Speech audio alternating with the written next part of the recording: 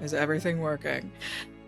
Hello, folks. It's been a while. Welcome back to Bad House RPG for a very special AAPI Heritage Month two-shot of The Corrupted, a zombie horror TTRPG about hopeful stories told in isolation by our friend, the very beautiful Navaar Seik-Jackson.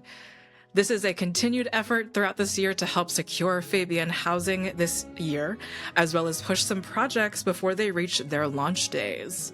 On the side, you have the option, as you see, to help our heroes by dropping a +2 assistance, relieving some stress, some ammo, or a very strong health item. Or you can royally fuck them up by introducing a major threat right now, as I get through all of the announcements. It is my extreme pleasure to tell all of you that we are in cahoots in partnership with our Plus One EXP folks, offering you a giveaway tonight of Navaar Seik-Jackson games and a Kyle Tam game tonight. We will be offering a giveaway of a copy of The Corrupted, which is the very game that we will be playing tonight, a copy of Sooth Wardens, which looks like this, and a copy of a Kyle Tam game. And I'll be talking about all three of those games as Kickstarters. Let's talk about the crowdfunders, though. You can follow Fabian's very own backer kit page for their analog hacking TTRPG, Crash and Burn, at !Crash and Burn. That is a command that we have in chat. And Navaar's Kickstarter for his new game Sooth Wardens, about magical wardens intertwined from the soul, at !Sooth Wardens. Help them increase their follows before launch to be on top of some brilliant games. And Kyle Tam will be funding Mariah later this month. What would you sacrifice for the mercy of your god on the mountain? This is a zombie horror game, folks, so let's get into also the content warnings for the show. Zombies, cannibalism, omophagia, however you'd like to say it, zombie apocalypse, bodily liquid insertion of zombie infection, bomb violence and explosives creation, gun and knife violence, body horror, gore, NPC death and zombie turning, injections and needles, human experimentation, pharmaceutical companies, and more. We're gonna get nasty, folks, so please do take care during our zombie story. My name is Josephine, your game master of the protagonist system and producer tonight. I'm going to pass it off to Kai to introduce a little bit about who you are and who you're playing. Well, hi, everybody. I'm Kai. I use he, they, and she pronouns. You can know me from all over the internet. And I am here tonight playing Virgil, who uses he, him pronouns. And he is I'll say tonight, a exfiltration specialist, among other things. He is an operator in a tactical sense. And I'll pass it off to Maz. Ooh, hello. Let's see. Can you all hear me? I hope everyone's having a wonderful night. I'm Maz. Let's see if I can increase this a little bit, just because my settings got reset. My pronouns are she, they, and I'll be playing Vane. Vane is a specialist, but has learned from their mistakes and maybe just kind of working as a bodyguard now. So they also have she, they pronouns. Now, we have described our cast. Let us see them in action and describe now the Oyster. The Oyster, the mother of pearl, the mirage in the desert, somehow luxury and backwater both at the same time. If a building could be a series of buildings, could be a racehorse track, could be a casino, could be a nebulously high and tall hotel at the same time, while also being described as the oysters that you could potentially get at a buffet. The mold is interesting. The stench, the dampness of some certain hallways. That being said, each floor to this hotel called the Oyster, there's a different landscape, different atmosphere for each floor. Is that financially sound? We're going to continue on. One floor, you may consider yourself a royal sailor. One floor, you could consider yourself a great king. Mermaids, nymphs. The art is forged rather. There is a certain amount of the tackiness here that an actual discerning eye could be seeing, but the usual person that might find themselves vacationing on the West Coast, one place or another, again, might just consider this one of those surprisingly cheap hotels just in between so many other failed attempts at capturing a hotel for their attempt at vacationing for literally whatever reason. Again, the racehorse track is absolutely blazing on the outside, right in front of the hotel bit.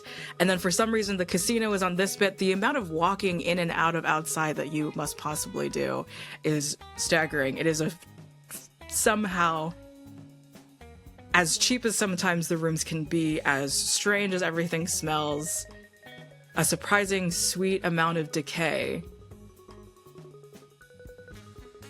It is huge, the amount of walking again.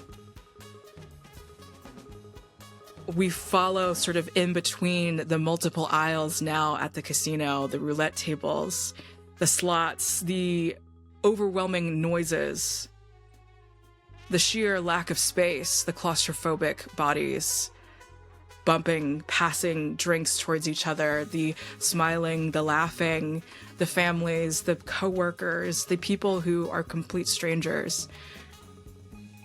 And then you. And then the Wayfinders. A new wave group of pharmaceutical medicine. A science movement that has decreed that they are above the FDA, that they are the ones who will find that piece of holistic medicine that will not only treat all mental illness, all chronic pain and fatigue, all sort of immunocompromising condition, but also the concept of fear. The white jackets, the telltale insignia, a pathway, and a star right above it. The Wayfinders, the movement. Join the movement. Join the many seminars it takes to learn somehow how it is that you can get ready for your journey to get rid of fear. And then we pass on now to the Baron Corporation. These stark white jackets and these stark black suits in comparison. The global Baron conglomerate, the agricultural movement, on top of the many paid away, quieted moments of factory farming that we're just certainly not going to talk about. We're going to bury those to every edge that we possibly can. But the shared camaraderie of farmers, the shared camaraderie of, well, we can bring every bit of American, red, hot-blooded Americanism to every corner of the globe that we possibly can. We can offer that sense of hospitality to whoever, wherever we would like, and we are going to include our guns in it if there's a particular asset that we would like to take. For whatever reason, these two groups of people are also sharing space at the Oyster, at this very casino, hotel, racehorse track, all around.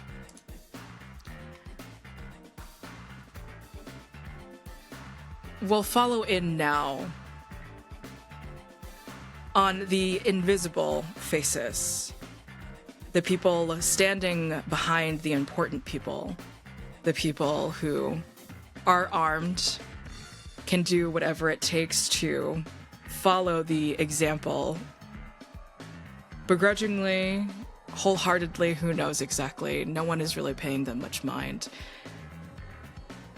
Virgil, you are standing behind Andrew Aegis,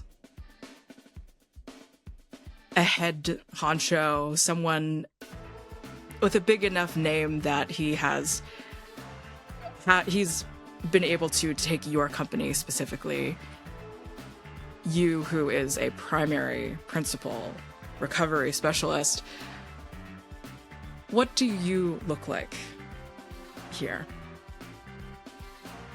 For being 6'2", Virgil is extremely good at being unimposing, almost unseen. He's dressed from head to toe in black, tactical, very necessary clothing. A plate carrier, functional, fitted, not overly expensive looking, just functional gear. And least subtly of all, he has clips for a sidearm tucked onto his vest. He has a radio that is tethered to some kind of security system that he's just listening, and he is watching Andrew. Virgil is not a babysitter. He's a baby retriever, whether that is people, things, etc. But today, he does what he's told because the Baron Corporation asked. So he is here babysitting Mr. Andrew Aegis.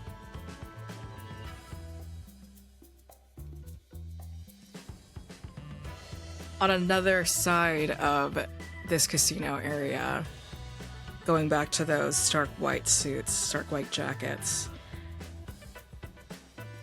we have Ronald Moon, or Ronnie Moon. He desperately asks everyone to call him immediately, offering a nickname instead of the very... Ronald is just too formal. We're closer than that. Over at, we'll say, the blackjack tables here, the person standing behind this East Asian man with these very fashionable tiny glasses and the little tiny mustache, this hippie, but this very worldly, again, this very worldly sort of Korean man, just like trying to love bomb everyone that he comes in within arm's length distance to, essentially. But also, you would maybe never assume that this was the Nepo baby taking over the company, recently taking over from his family member who was able to retire early. This is just something that the person standing behind this Ronnie Moon is very familiar with at this point. Vane, what do you look like? Vane stands about 5'9". Right now they are in what would be considered proper attire to fit in. They have loose, wavy, curly hair, kind of on each side, but not as long as it used to be, and pinned to the top of her head when she used to be, well, one of the white suits themselves. Here, she's just standing behind in a suit jacket, a almost what looks to be a white and black lace corseted top, and long slacks and a pair of heels. However, every single time she moves around, there are a couple weapons hidden to the corner. A very odd thing at her hip that definitely took 2 or 3 security checks when they came into the casino. And in her sleeve, if she motions closer to Ronnie or behind them to be like, adjust them a little bit more as their bodyguard. You see a couple of crossbow bolts that she's like put away in her, a couple of like hidden bracers that she's like tucked away for easy access. Again, across these tables, starting back over to Virgil, Andrew just sort of like drunkenly like pats behind him, patting you and your equipment, irresponsibly touching what he should not be messing with, not even being able to see what's behind him. Why don't you get me another drink, huh? Virgil knits his brow. He has a very chiseled face. He has strong jaw, very clearly mixed Asian features. And he just kind of takes it for a moment and decides whether or not he's going to remind Mr. Aegis of his job, or if he just wants to get away from him for a moment.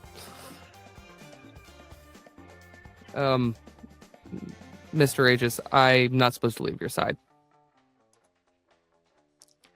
I just need another drink. Just, if you need to, like, just... And then he begins to call over some completely random other stranger that is not involved in the retinue here to make it your problem and to potentially, you know, sweeten the deal for you to not make it someone else's problem, but it still, in fact, make it your problem. You, come help me because this guy's not helping me. I will acquire you a drink. More whiskey. More whiskey. Thank you. Thank you, Virgil. Vane. Ronnie approaches you with the most irritating thing that he does, which is just these, like, hands. These, like, put together fingertips towards you as he... It's like a weird invitation to, like, enter into your private space or, like, to begin speaking to you. You can tell that he is a little bit uncomfortable with you, but in a way that is maybe delicious to make him deal with at the same time. I'm so sorry. Could I bother you with getting me another drink?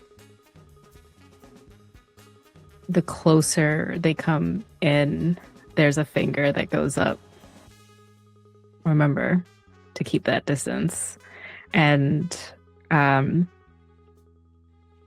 Vane takes out the toothpick that they've been chewing on. They have almost like a toasted almond skin and a couple of tattoos running down their side and arms, and immediately pull up their hair into a low bun. Why am I getting you a drink?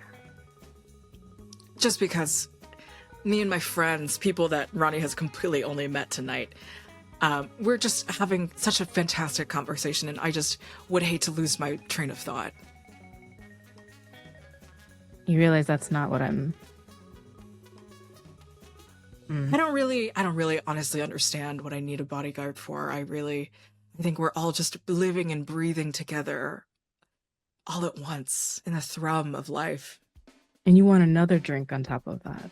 Yes, of course. There's a sigh, and they turn. They're like trying to catch the eye of any waitress, any waiter, just to be like, I am here to do one job and one job only, and walking away from me is not happening. But they will take a step back and like a click of their heels.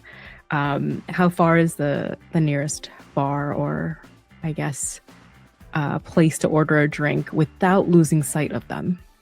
We'll call it a beautiful, long enough of a distance where we see the camera cut, and we're seeing Virgil and Vane beginning to converge towards this bar that is right in a line of sight between both tables, the roulette and blackjack table, whatever the fuck these guys are into. And it's just this walk on top of all of the overwhelming music and all the overstimulating sensations, the getting bumped into, the claustrophobic people, the strangers, the things that you much rather would be doing. And then it's Virgil's right hand at the bar, Vane's left hand at the bar, and the two of you look at each other. And suddenly, this is not the Oyster anymore. This is a memory. Vane, you are in your white lab jacket. And you have just witnessed something. You are in a security room right now, having run into here, the only safe place now with which you can't incriminate yourself any longer. But what do you remember? As you're out of breath, you're seeing something that you've never seen before. The first thing that shows up is a shorter set of heels, again, slacks, but comfier with that lab coat, a hair, like long hair that is pulled up into a very messy bun, and sharp glasses. There is that rough part on the nose where, you know, they've been sitting and reading too long. But as this moment has come in, they're run into that security room. There are bloodshot eyes, a little bit of steam, and whatever was to prevent any hazards as they came in through. Deep breaths. And as they're climbing up to that chair to see what's out there, they see a few of their colleagues running, trying to keep up, and they start banging on the door over and over. Dr. Scylla, please let us in. But that little moment that they had come in, they could see they left their last heel outside. They were the only one that could get through.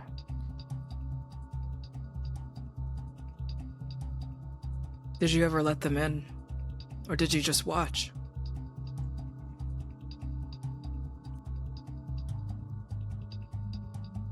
The amount of force Scylla first put onto that glass, she will remember that pain for the rest of her life. She has a scar and broken wrist, where she screamed and pounded for the door to open that she could not control.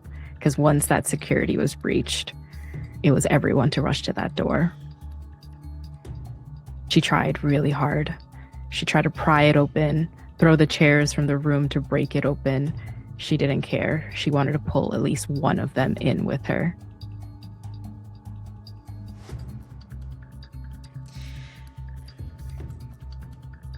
In the manila folders, the pieces of paper, the pictures that were then transferred into this great incident. Virgil, you, maybe a few years younger at this point, still just as hardened, still involved. You see the pixelated camera pictures. You see the security, the usual. You have to squint so hard to see certain things, find the details of this person's face. But it is the exponentially growing body of what you understand now to be America's sweetheart, Jin Sang-hoon, the Korean-American baseball player. Already career on the edge, using anabolic steroids. When a man's head just keeps getting bigger and bigger and during his career, what are you supposed to say at that point? But this time, there was a cutting-edge medication that wasn't going to make his heart hurt every time he took it or ran as fast as he could. That didn't make him want to cry suddenly mid-game. He didn't want to feel fear anymore, and he didn't want to feel pain. So there was a medicine that they put him on that he wanted to be on trial for. It came in a dark red vial, and he was just supposed to take a couple droplets of it, see what happened.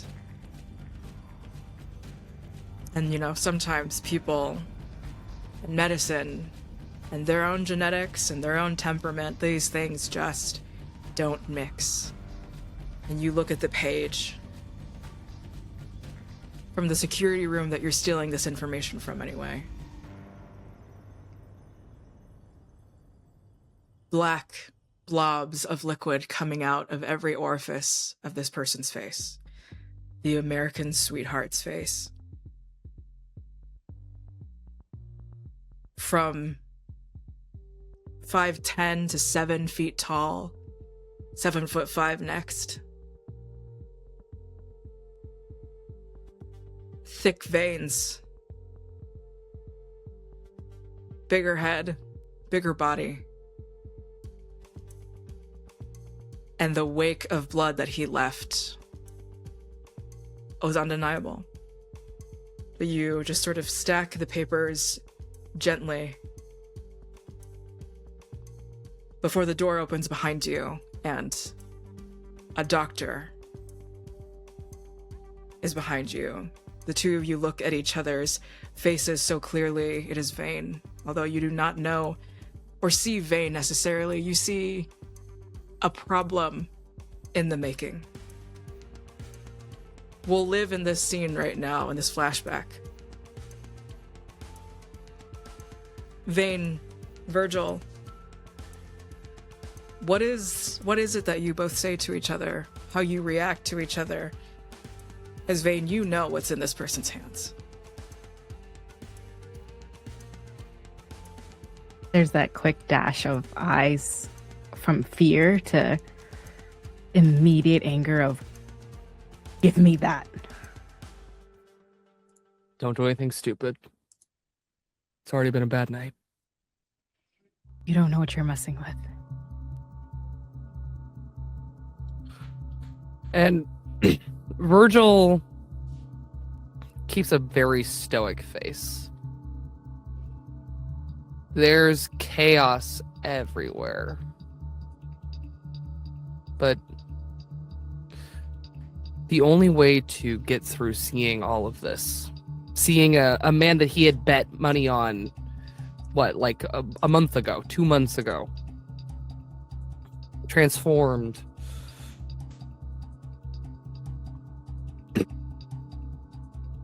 The only way you can deal with it is to keep it in that file folder.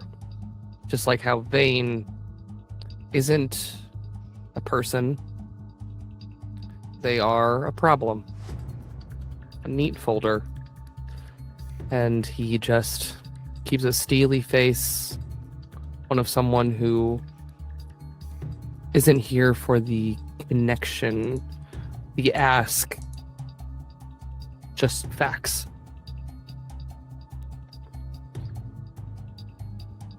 You should just get down.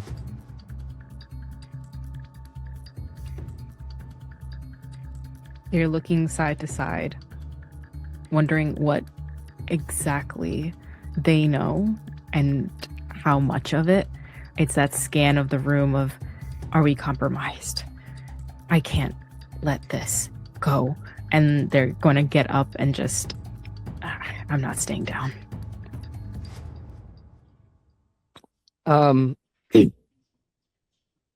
File folders in hand, gun in the other. No.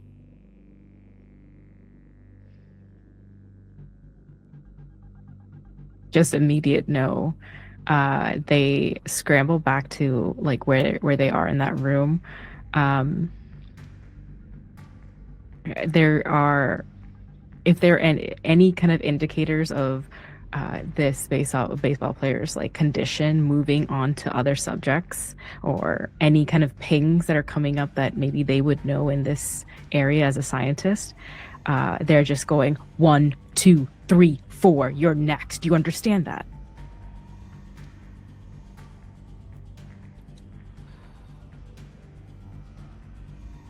Let's hope not. And he's gonna try and run quickly. He's an exfiltration specialist. Yes, he infiltrated to get here, but his actual skill is getting out.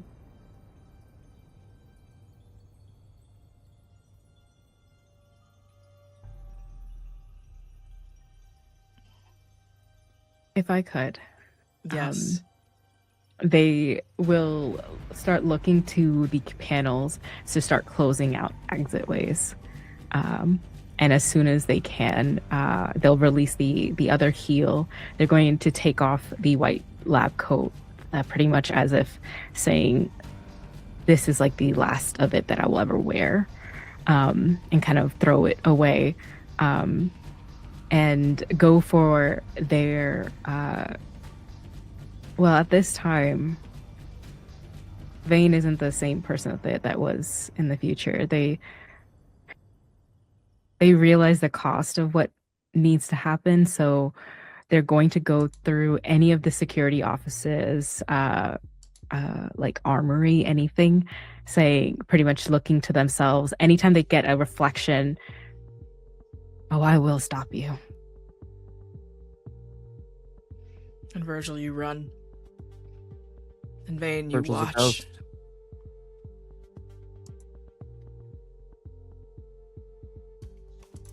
And we go back now.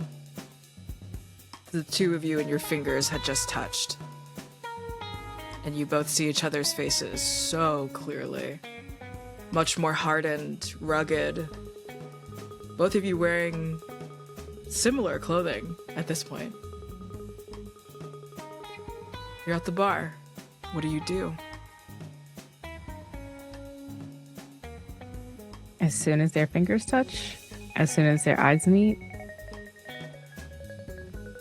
I think it's a quick switch turn, and a almost like a small gun comes out. Just, well, you made it out. I said I would. And instead of a gun in return, Vane would see a hand outstretched. They kind of do a move to lower the gun onto a finger, holding onto it still, before grabbing the nozzle of it, turning it into their their suit jacket, and then go to shake their hand. Virgil. Vane.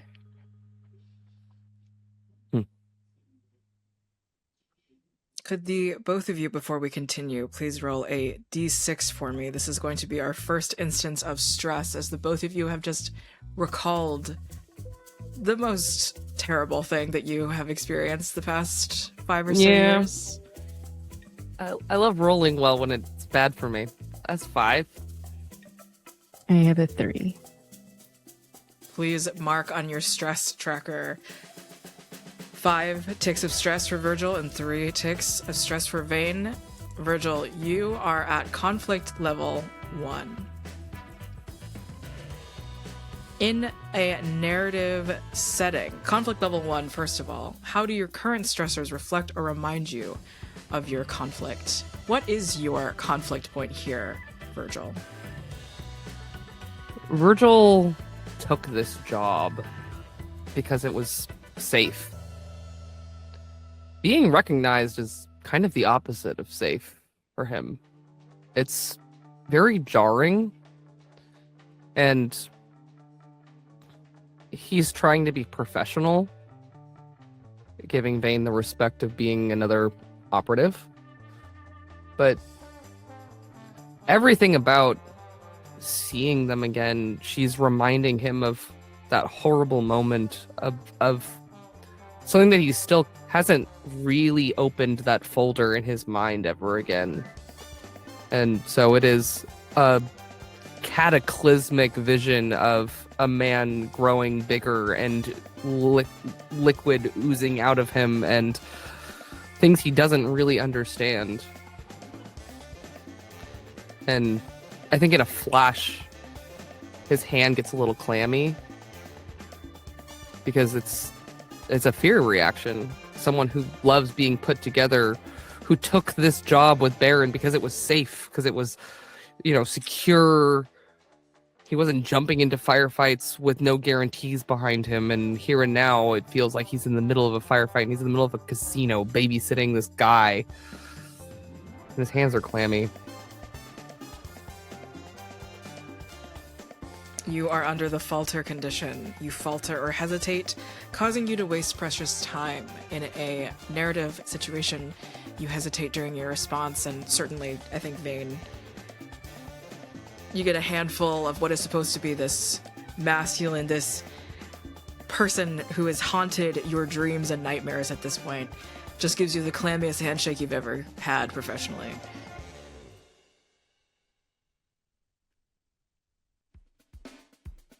You having a tough night?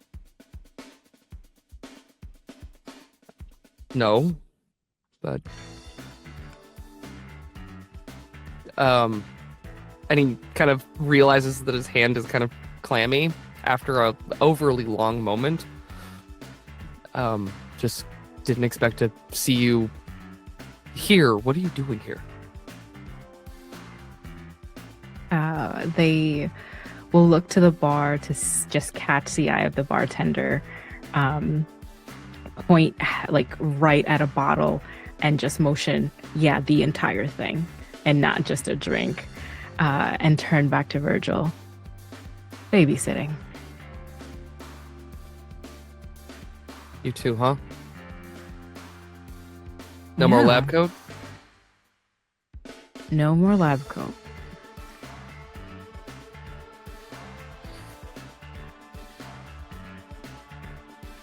And he realizing now, oh, you just spoke to a bartender. I should speak to a bartender. Awkwardly pivots. He is way off step here. And kind of waves and just gives the sign for 3 fingers of whiskey, please. Yeah, same. Wow. Running out of buildings and you find yourself here. Who's your... And they're just looking around to see where Virgil's eyes are meeting, a little falter. It doesn't take long. It doesn't take even a second. The two of you in horror find your principals, your clients, both speaking to each other at an empty, discarded table where cards are just already sort of splayed out. There are half-drinking drinks all around and little umbrella toppers just discarded again. And then the two of them, all-American red-blooded man and your Korean hippie, essentially, just sort of speaking to each other this close and away from their faces. And they're talking so fervently about you're sure nothing. And there they are. Has the bottle arrived? The bottle has arrived. They lean over, and if there's a glass, they're no, just thank you, and start pouring really quick for themselves. And Vane immediately knocks it back. They found each other quick. Do you, your principal, Is this a Client. client? So you care about the outcome here. A outcome.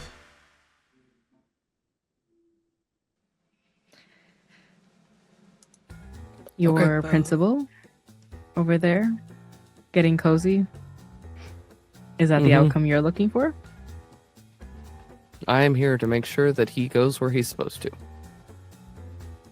The both of you please make me judgment and alertness rolls, please. First roll, folks.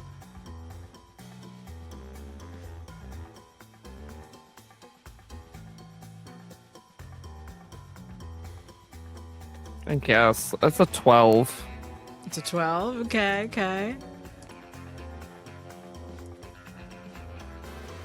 12 is a partial success. Please make sure to take Yep. 1 stress there. Vane? Sure. 15 plus 3, 18. 18, that is a success. Vane, you'll catch it first, actually. In between the horror, between that looks like someone from the Baron Corporation, certainly talking to my boss, that seems like someone important to Virgil. You're also clocking what seems to be another athlete, someone that you certainly would know is on current drug trials of this holistic drug, this panacea, this cure-all named Salome. This athlete and a few of his other friends that were invited also to this event, this rubbing shoulders, this whatever this is supposed to be,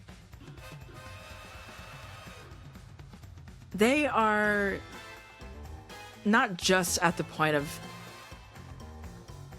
being drunk, the point of over drinking, experiencing hangovers already before the event has even happened, but they seem to be doubling over onto tables, exhausted. And again, it's maybe Virgil, you're squinting, you're kind of noticing those are just big guys who are who came here already hungover.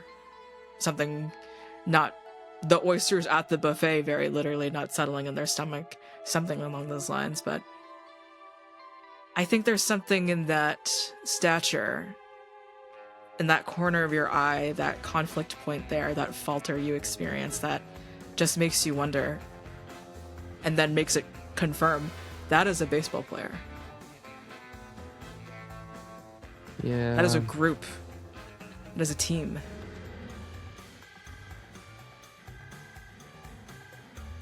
The hunched over, they don't look, at least to Vane, they don't look just drunk, correct? Yeah, you know, there's a pain in them. They're experiencing something that they should not be. They take the bottle, they leave the glass. Ronnie can find glasses, I'm sure. Vane looks at Virgil for a very quick. All these moments are very quick, a split second. There's nothing since that memory that proves that Virgil would immediately come to understanding what's happening here. So they just turn to them face to face, put a long finger to their vest, and almost pull them in close. Don't get in my way. And will immediately go to Ronnie to give them that bottle and deal with whatever is happening here.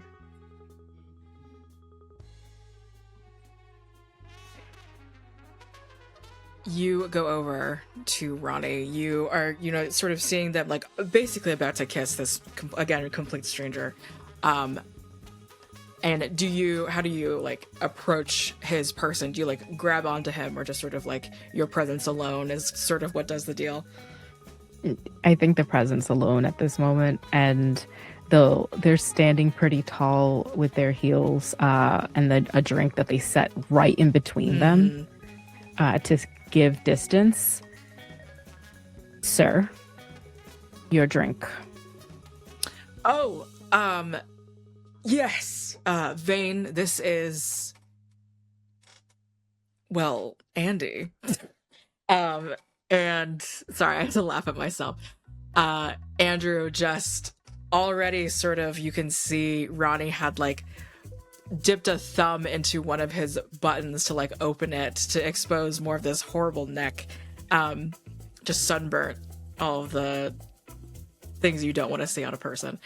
And Ronnie just sort of attempts to like right himself here. What can I help you with, Vane? What can I... Yes. As soon as they say this is Andy, there's this of like, I don't think Vane would be very quiet about it, but it's, yeah, I won't remember that. And then just like trying to slide the chair back and say to Ronnie's ear, there's a situation and I think you need to come with me. As Ronnie goes with you, Vane, Virgil, you are going to feel some like weird like gear at the bottom of the bar, like kind of like feeling your hand around, and then for whatever reason there's just like a Resident Evil-esque style drawer that begins to descend, and suddenly you are now the proud recipient of 14 bullets. An ammo unit has entered into your inventory from Asuza GM. We love you so much. You'll make eye contact with Andrew. Mm-hmm. Yeah, and just kind of walks over with that 3 fingers of whiskey, no ice. Unceremoniously puts it on the table, isn't even looking at him, is watching Vane and Ronnie walk away towards these baseball players. Andrew just sort of like leans his neck over, leans his head around. What's going on over there? Not sure. Go find out. Oh, you want me to leave your side again? I can see you. Takes the glass, begins to like sniff into it obnoxiously. Fine. Stay here. And despite everything leading up to getting here, all of the steadfast watchdog behavior that Virgil has exhibited, he easily turns his back on Andrew and follows Vane. Vane. We'll say this guy's name is... I should have made a bunch of NPC lists. This is Gio. Gio, classic Italian-American baseball player guy. You can already kind of see the immense muscle growth that he has experienced. The pectoral growth especially. But he has just sort of doubled over, and like all of his guys, the rest of the... Some of the members of the baseball team that seem to be here, international, acknowledged, are just sort of like rubbing his arms and back, trying to like help him go through this. Like also they are experiencing this as him just going through something. And he is just having a hard time breathing hard over this table. How do you approach? What is your kind of mission here as Ronnie also goes over him? The first thing is not letting Ronnie go over them without any protection. They're just like stating like facts through Ronnie's ears, like all 3 of them. 3, correct? We'll say 3. Yeah, 1, 2, 3, exhibiting some symptoms, slouched over. Notice the eyes, the arms. Something's not right, Ronnie. Something's not right. And then, like, if he gets closer to observe, just like, again, we keep the information we need. and like trying to get close enough to ask, like ascertain, like, are they exhibiting certain symptoms that we should be worried about? Ronnie takes a step back and will use you as sort of his apparatus of this questioning, this medical questioning. Did he drink or take anything? And he'll sort of pass that off to you to ask to Gio and his pals. Mm-hmm. Kind of a little rude, but kind of handling this as we're in a casino. We're trying to get this quickly done before people notice. There is a look up and down, and repeats the same question to them. Can you hear me? Now answer as like straightforward as possible. Yeah.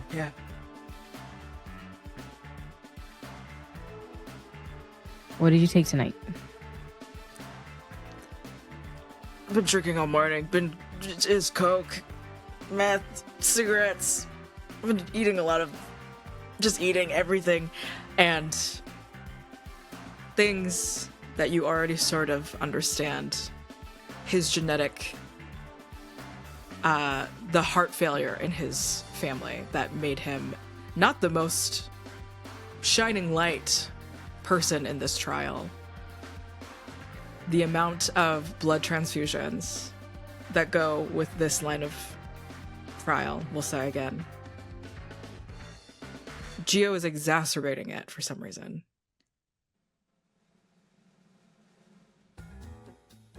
Again, how much? How much Coke? How much are we talking here? And then anytime they're moving too far, Vane, a little rude, will kind of grab them like by their face and they're just holding it. Pay attention. Focus. Here. How much are we talking? When? I don't know. What else? A lot. What else? And he just stops. He's like sweating, clearly. Virgil, at this point, this is clocking to you as far more than just a hangover, just being whatever else. This is a man suddenly struck and realizing a horrific truth about himself. And he looks up at you, Vane.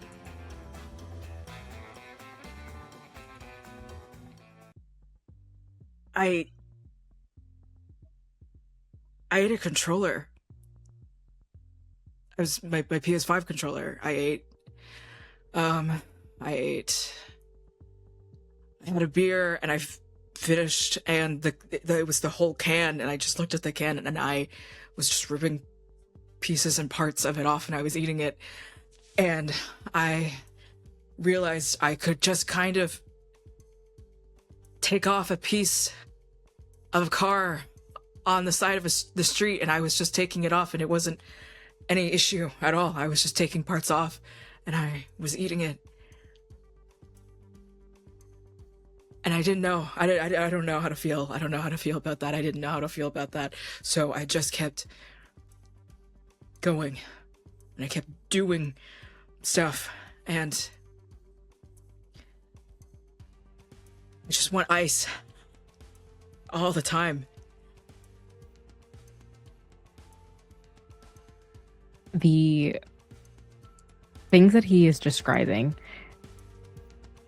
I'm assuming that is not typical of the trials. This is the first time you're hearing anything like this sort of pica.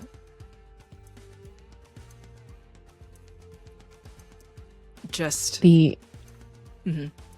They just, yeah, as their eyes are widening, they're trying to make sure that people aren't noticing, and if they get a little bit louder, they're like, hush. Virgil, you see Virgil. Yeah.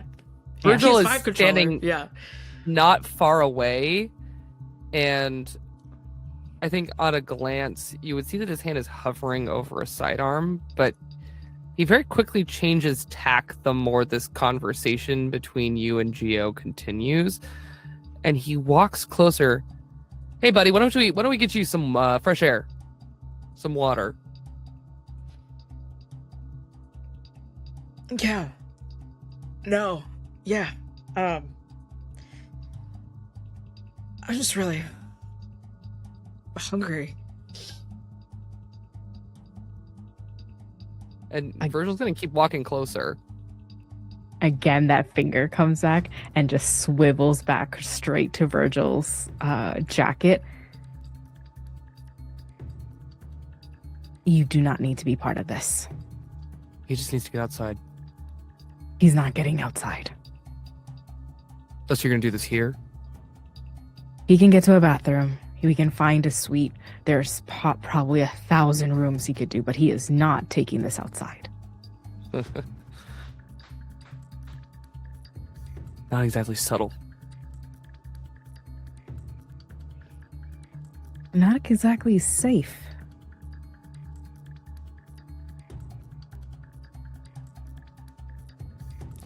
And Virgil will take a step back. He's not leaving, but he will recede. Vane will kind of walk behind Geo and anyone else who is experiencing these things as they're going through.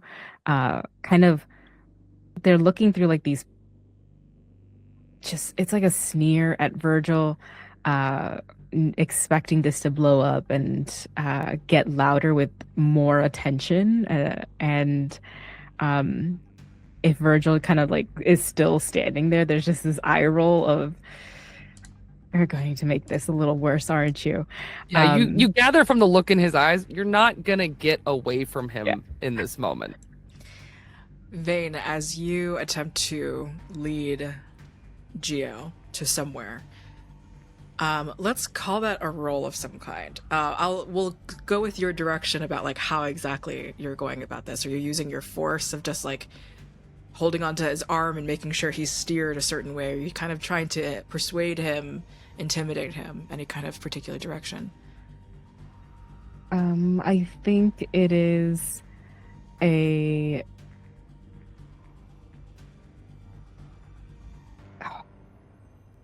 mix of intimidation and they don't really have a lot of brawn they're using their intellect kind of like to say like, we can find something to alleviate these symptoms. We can't do that outside, and using that to persuade them to like move forward. Sure. Let's call that an intellect persuasion roll.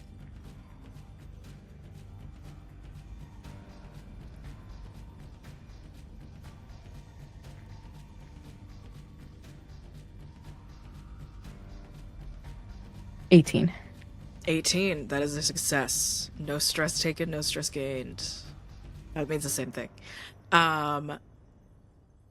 You lead him where he needs to go. He listens to you. He follows you. Where do you want to take him to? You are, I will say, you're sort of realizing as well, this place is big for some reason. If you want to go to the hotel, you have to go outside. Mm-hmm. So you could find a kitchen or a storage room. You're realizing you could try and find like an employees only sort of back room sort of area. You know, the two of you know, honestly, you are the VIPs of this place. The reason that there are events happening is because of you. I think they're going to go for kitchen storage that has the least amount of people. Let's say like if this is late hours, they're probably looking for like they're trying to like go through the hallways of like trying to get anyone who's walking through to now focus in on what's happening, just like eyes away or I think poor Vane is trying to do this so subtly. And everywhere she goes, there is a 6'2" merc following around, and in every way like trying to guide or suggest things that would take you to the loading dock, the parking garage, the anywhere that's outside, over and over and over again, just trying to be helpful, helpful. Could we do a contested roll to see if we actually end up in the parking? Because there are ways for that to happen in my brain. let's call that... Let's go with each other's agility here. Okay. Honestly, let's go twofold. Let's go for 2 for 2. We are going to do, in whatever pairing that you would like, judgment and agility. Judgment or agility is your ability that you're going to use. And then it's going to be alertness or stealth. Ooh. So you can pair that however you would like. Why did I roll the same thing again? Thankfully, my stats are slightly better.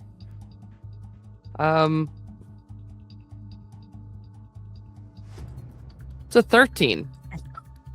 Hey, this 9 plus 3 with a 4 for a 16. I think with each movement there is Vane just like getting more irritated at this merc who cannot leave, but it's constantly just clicking of heels coming back. She's like, why aren't you leaving? And then like a turn towards the loading dock, and then Vane trying to redirect them back at the next retort that Virgil has. Virgil is going to take 1 stress for the partial success, and Vane, you are going to get the complete success. You are able to finally separate yourself from Virgil's line of sight. Virgil, less a complication, maybe a complication, certainly a complication throwing a hammer into your plan of following Vane. Andrew, Aegis, your boss, well, not your boss necessarily, but your principal is here. Just sort of like following around, stalking about with the whiskey that he has. And there's just like a cruel sort of look to him. Cruel as in, this is a person who you know is not that important, but loves when there's chaos, loves when there's drama, that he can report back to whatever slimy corp that he is actually working for tonight. He's not a head honcho. Maybe he's watching you. Maybe he doesn't even know that you know. But he's just smiling at you, smug, smirking. Mr. Aegis. Mr. Ashenborn. You, lost your seat. You seem to, kind of lost the big, bulging baseball player that, we'd love some more information on. You know, I was trying to take care of you. That's actually my top priority here. All of this priority shit is making me sick. But I can't say that I don't appreciate a tall, armed person that specifically has to look out for my stupid dumb ass. Well, what's it gonna look like, or I guess what's it gonna take for that prize to come back home with us? I'm working on it. We got a couple cars out there. I was trying.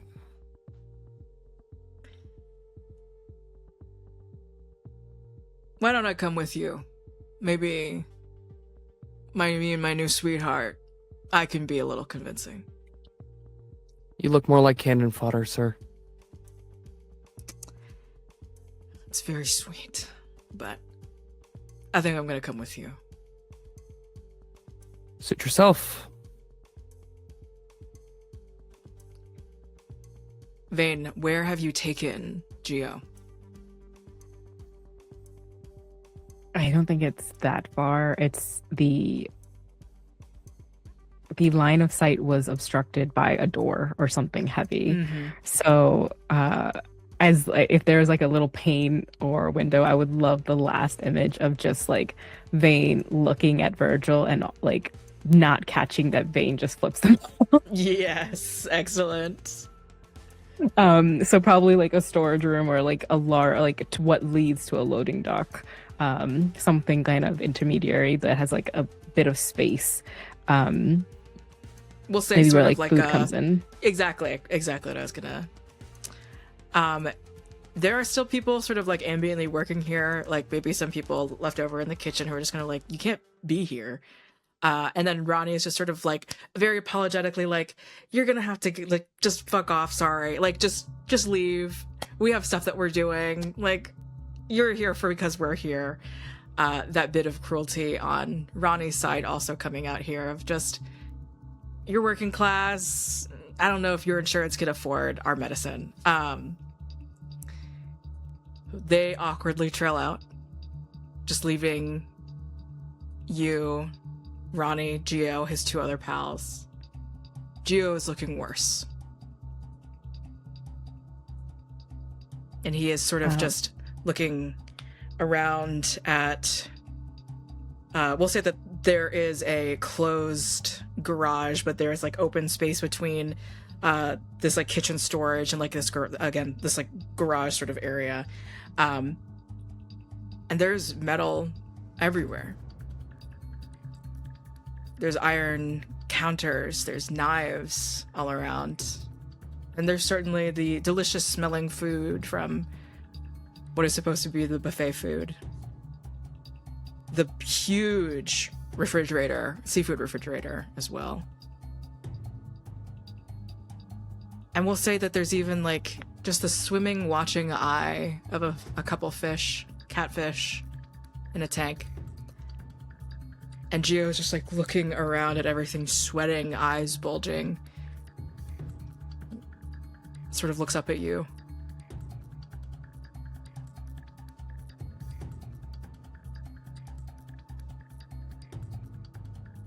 The intensity of the symptoms as it's increasing, Vane's looking at the door to see if Virgil has come back and trying to get in, and the moment they're not, they're yelling to anyone who else is in here, out, everyone, and then trying to push all the instruments, anything metal, far away to Ronnie immediately. We need to close this down now before it gets out.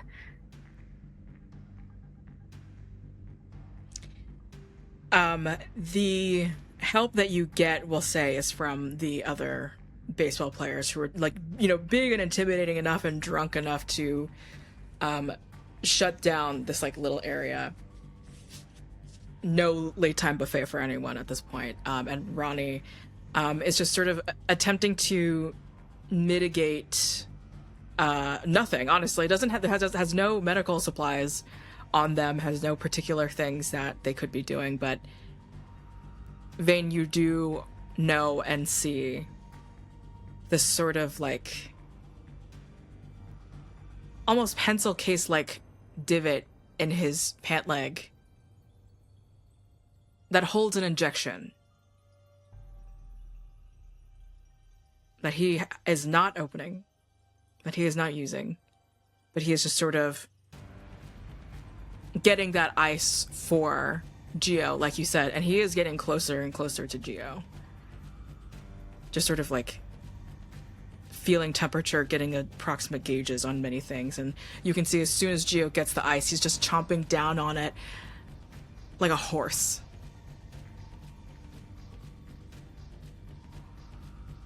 And if you want to give me another roll here as well, what do you got going on?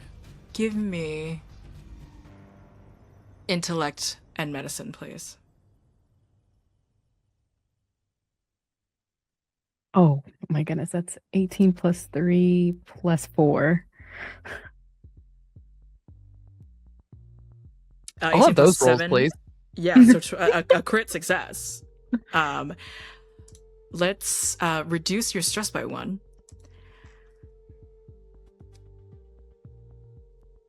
His jaw is extending. It is clicking in and out of place. The ice is getting decimated between his back teeth. This desire for metal, for ice, for, we'll say, even the other baseball player sort of going through the rest of his diet that wasn't just things today. Iron deficiency. Blood transfusions, yes, those make sense to you. These are the things that you just need to do to monitor the blood, the sugars, everything while on this medication, these droplets. But iron deficiency. And you can see him now, the line of sight, eyeing everything. The counter. The kitchen island for the buffet where countless amounts of food has been chopped all over it. It looks delicious to him.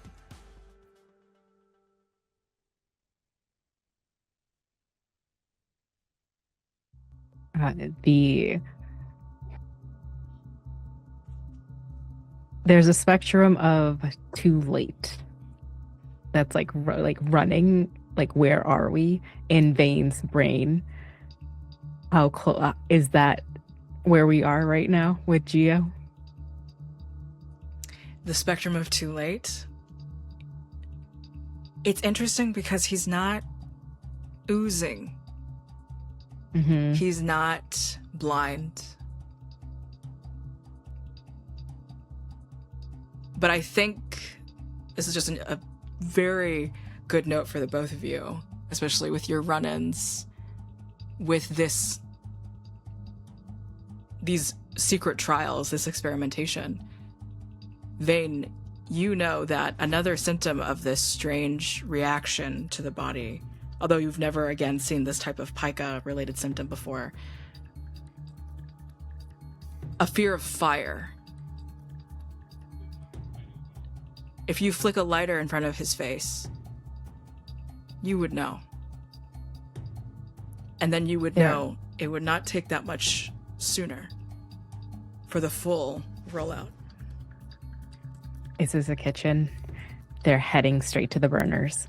They grab like a kitchen rag, wrap it around something to easily hold it, and try and get some oil or something to quickly light it. That's the quickest that they can find some kind of fire in this kitchen. And Vane's looking at Ronnie like, you back up, and look to Geo with one hand with the fire, and like snaps, Geo, and then like swiping it over their eyes to notice the difference or the effect. Geo, like, you had done him a generational curse, a wrong that you could only, the reaction of a child, a baby experiencing a new sense. He surges backward, destroying whatever pallet, just potatoes and things scattering across the ground. His friends being like, dude, what is wrong with you? Lifting up his arms in fear. You are Prometheus. He's heaving and struggling. He's not saying anything now.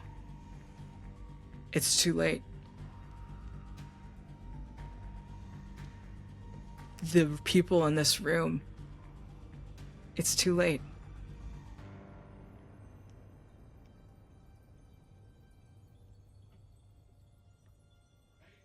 The whatever's in between Vane getting to stand in front of the other two and Ronnie, like they're just jumping over stuff, whatever they need, and pushing them back through to that door, open out. And if Ronnie just like has a certain reaction to it, Vane is looking at it like with like a finger to their mouth. Nothing goes out, and will turn to their hip and pull out a crossbow, like from under, swing it up, and they're just going to aim it at Geo. Very like almost shaking, and it's like replaying in their head the first baseball player, the first person who called them doctor, the name that they don't hold themselves to anymore, and they're just like still, still, still, and using those 3 words to get their aim perfect before saying good night. And we'll try to aim for Geo. We're going to take a break, folks. Right there. We will see the results of Geo's aftermath, great Italian baseball hero, after the break. And we'll talk a little bit more about the fundraisers again, the crowdfunders. And also, as a reminder, there is a giveaway going on right now. If you donate to any of the Tiltify rewards that we have, there should be a link circulating with the Tiltify link soon. You will be able to also throw your hat into the ring for a glorious physical giveaway of 3 beautiful games. We're going to see you in 5 to 10. Sit tight, hydrate. We'll see you very soon. Hello and welcome back. Thank you for joining us again today. It's been a long time, like I said. Welcome back to Bad House RPG. Let's talk once again about Tiltify rewards. We just got 2 new, very interesting rewards that we are going to talk about narratively as they come up. But hey, Kai and Maz, the 2 of you from Cal and Shield, will be getting a roll with assistance. So that means at least a roll with a +2. Tiltify rewards, again, $5 will give our folks rolling with assistance. Any amount of numbers counts. $15 to lower stress by 1. It seems no one wants to do that for Kai and Maz. I completely understand. A $20 ammo unit drop, a $30 health injection drop, and a $50 immediate intro, a major threat, with which Navaar and Callan Shield have both given to me as a gift personally. Crowdfunders going on right now. You can follow Fabian and Navaar's crowdfunders, or rather Fabian's backer kit and Navaar's Kickstarter for ! Crash and Burn and ! Sooth Wardens. Kyle Tam will also be funding Mariah later this month with Plus One EXP. There is a giveaway going on throughout this 2-shot experience, folks. Reminder that there is that there are content warnings. This is a zombie horror game. We're going to be experiencing gun and knife violence and all of the grotesque zombie turning. And let the torture continue. Virgil, you're being tailed alongside with... your principal, Andrew, is following you annoyingly. Whatever. At this point, it's easier to just pretend like he's not even there. Because until we find where Vane has taken Geo off to, it's not the most important, and then it's just a matter of containing him. Babysitting is now secondary to the actual job, which is containing this and bringing it home.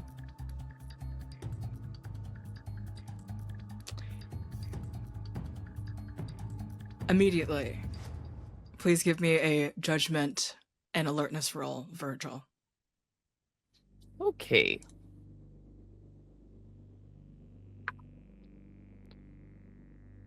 Oh yeah, that's a 19. Do you want to use your roll with assistance to turn this into a crit? Or do you want to hold on to it? I'm gonna hold on to my crit. Okay. This is a success, no stress gained. You move Andrew brilliantly to the side before you even process what happens next, as the large body of something, a wrecking ball of a person. You can see the form and shape of shoulders and a head, but it is 7 foot tall of height. Blasts through the hallway here as you just sort of take Andrew hide over him, the debris and the dust sort of settling. And immediately, you know who you're looking at right now. How is this possible? How did he reach containment? How did he get out? The face of Jin Sang-hoon is bastardized onto the body, this great graying, vein bulging creature, monster. As his muscles just settle down, it's almost as if every ounce of him has to work together. Yes, just like a regular person's body, but there is just this added skittering inside of him. And he shrieks. He roars. And it rumbles throughout the hallway, all around. And you can swear. You can also hear shrieks mirroring, mimicking the ferocity in the background. And he settles his eyes on the two of you. This corrupted.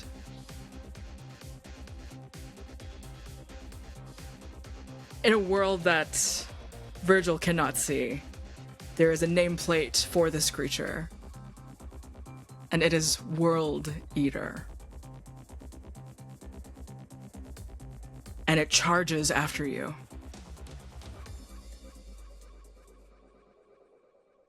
The moment that the dust was in the air, Virgil's gun was in his hand. It's a twitch reflex that he learned when he was actually quite young, because you don't survive being at first, a recovery specialist for people who had been kidnapped. He got that way because he was excellent, efficient, quiet, and measured. And he's had that twitch reflex long enough that any sudden movements, any startling, that gun goes right in his hand, like it's magnetized.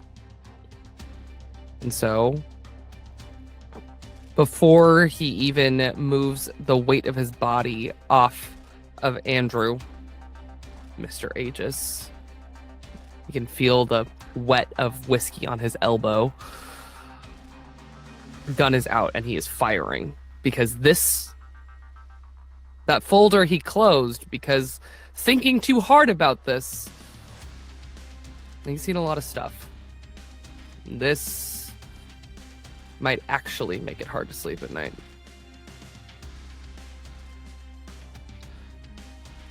And he fires, looking for what might be the head. But at this point, he's kind of given up on understanding what makes this thing work. Agility handguns, please.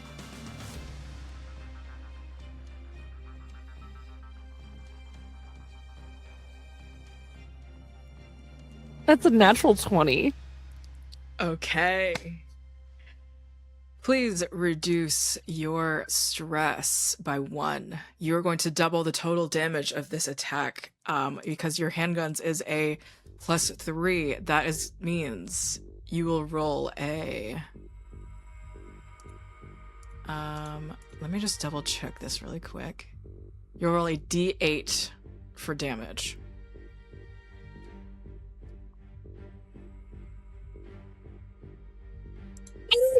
Damage? Okay, all the bad rolls of the first half can stay. 8 damage, so that's going to be 16. Double. And also roll a d6 for the bullets that you have used and mark them down from your ammo unit. I'll accept losing 5 bullets for that. That's fine. Incredible. 5 bullets popped. You somehow, a man is still just a man. You understand the lethality of yourself, your gun, your finger. the tug of not a hostage necessarily, but like the person that needs to be protected under you. You are emboldened and bolstered.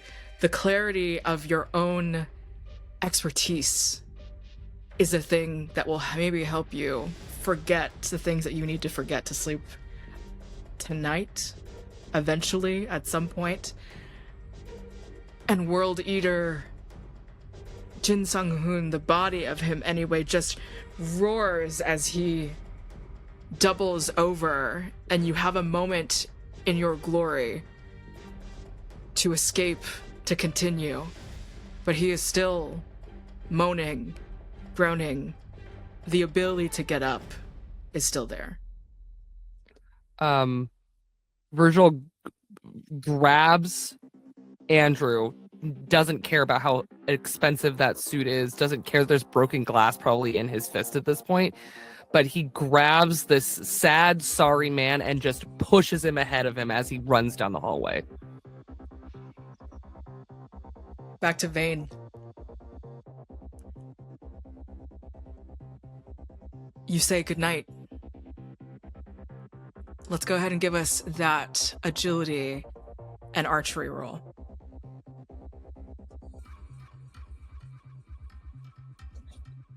I'm not joking. I wish I could show you. Was that a natural 20?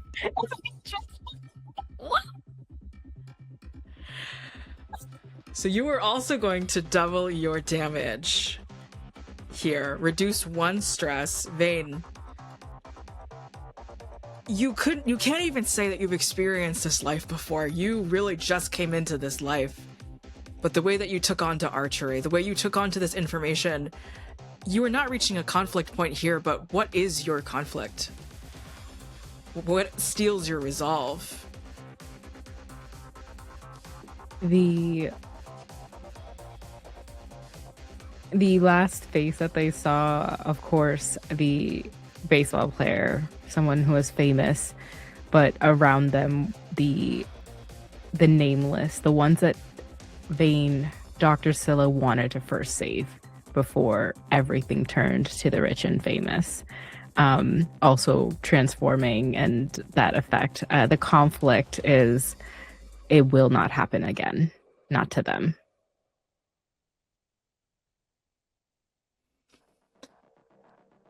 Roll that d10.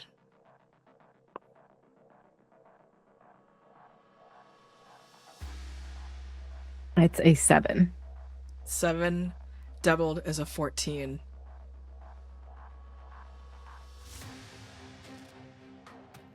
It just goes through Geo. His 2 friends scream as they immediately begin to mourn what is maybe a friendship, what is a career. Who knows what exactly that they're screaming for, but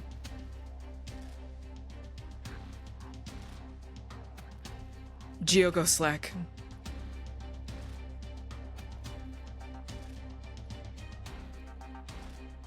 And then there is this slimy thing that comes from his mouth. Dark red, some coagulant, almost this liquid form just darts out of him.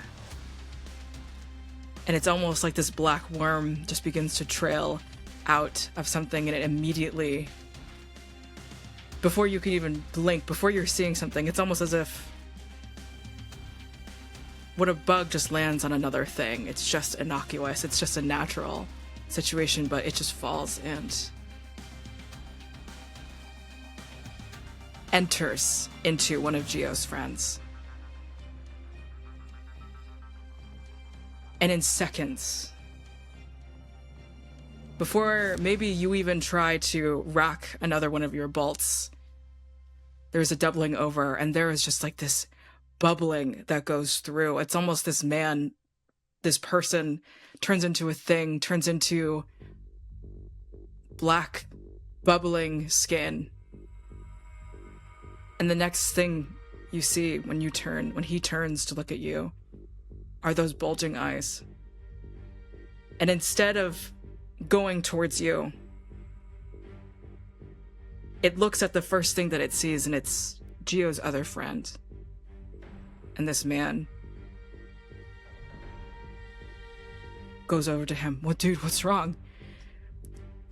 How could you do that? And he looks over at you, Vane, and in that split second, the bulging-eyed man bites into the neck of the other man. And Ronnie grabs onto you, Vane. I think we might have to go.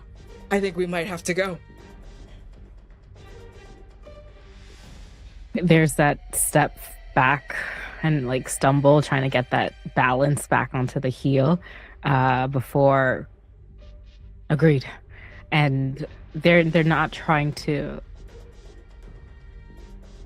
I think there's like a sorrow in their heart of like, I had to do this, and then but it's buried, and then grabbing back onto Ronnie and then getting out.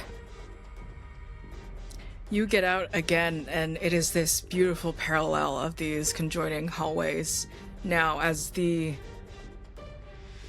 running figures, these two bodies, Virgil, Vane, expert, newcomer, nemesis, survivor, holding on to your principal, your client, and you see each other again.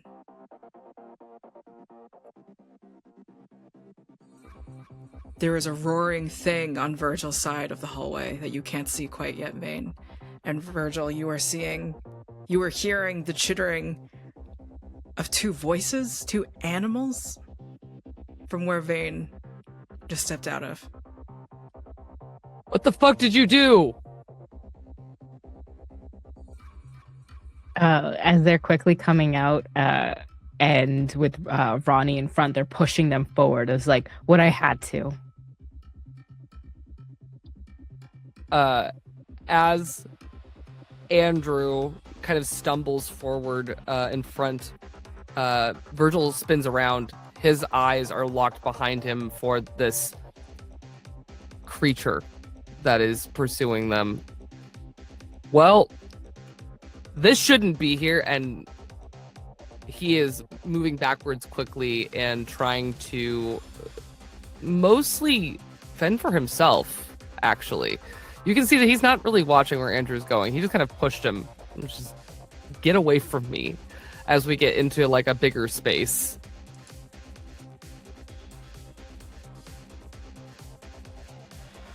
In Vane, you have Ronnie sort of hanging onto you in sort of this like hilarious parallel of the reactions sort of happening. Ronnie is going to be muttering out loud, actually, in a way that Virgil is able to also hear. It duplicated. It passed on. It duplicated. It can do that. It can. And if you look over at all to Ronnie, there is a cruel satisfaction. He's smiling.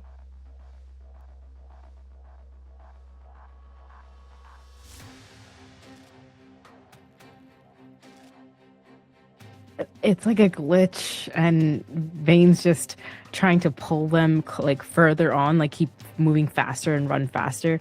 But seeing that smile is like irritating Vane. And they shake their head, kind of almost grab them by the collar, kind of pull them forward of like, is this something you wanted?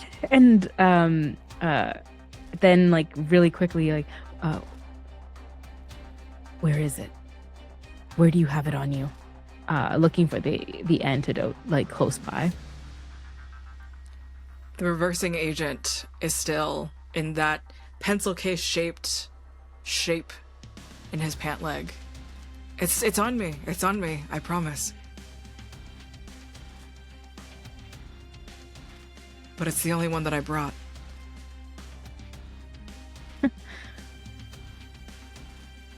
So it's only meant for you. I couldn't have possibly known, Vane, my friend, that something like this could have happened.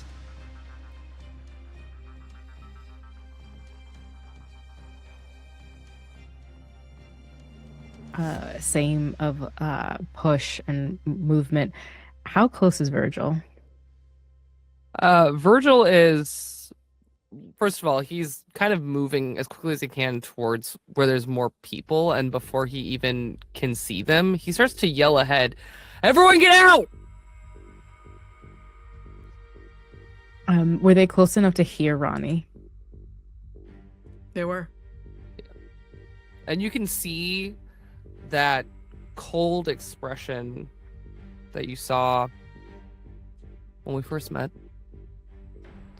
of neatly filing that information away. Then, just like how they met, there is that face on Vane with I think the word is, maybe I need some help. Virgil, give me a judgment persuasion to see if you can get any folks moving off of their feet. There's a lot of sound, the overwhelming senses. There's vice and nightlife. What did you fucking roll? I'm not joking. Okay. I rolled another natural 20 Okay. on a different die. Reduce your stress by 1. The tactical gear, the holding on to what seemed to be that high roller, the stress, the added, we'll even say just like kind of associated assistance from Vane holding on to Ronnie, again, this other important person that has been just floating around all over here. People begin to they are respecting your word for it. They are beginning to like scream and shout, and they're beginning to like filter out chaotically, certainly. But they are moving, and they are moving in waves together. But the storage room was only so far from the casino, and the World Eater was only so far in general. Only his entrance masked by seas and waves already roaring of laughter and cheers of winnings. But they don't know what's coming. What is set up here between the two of you?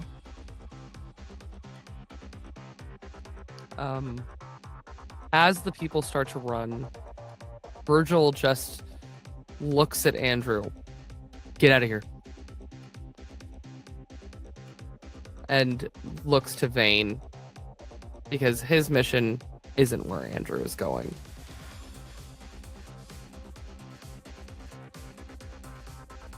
It's the opposite on the other end, and it's quick flicks.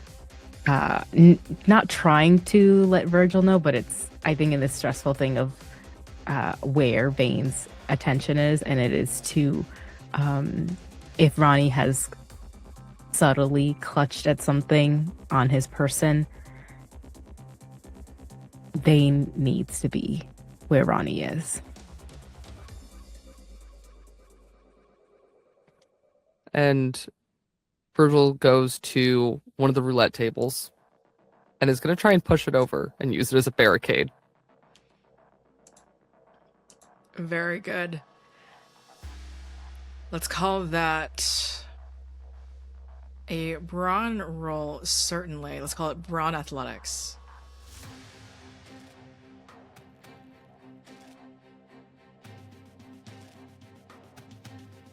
Not great, but I will use my roll with assist on this. That'll be 16 total. That is a success. You get what you wanted. Yeah. You heave it over. Andrew will say just listens to you. Fucks off somewhere, going and escaping throughout the crowd. Ronnie will immediately go over to Virgil, sort of tucking himself also closer to Virgil. There is a noted absence from your side as the doctor, the great Nepo baby chemist, the next great person that's supposed to be moving forward with the Wayfinders, leaves your side so easily. Do you follow, Ronnie? Yes. Yes, until Vane can get that antidote, Ronnie will not leave. There is the almost as if an earthquake was happening, but centralized in the stomping footsteps of a monster beginning to find its way and enter into the casino. Vane. His face. Bastardized again on this graying, bloated body. Tall. And walking as if calculated and measured. The World Eater. The two of you take a D4 of stress, please.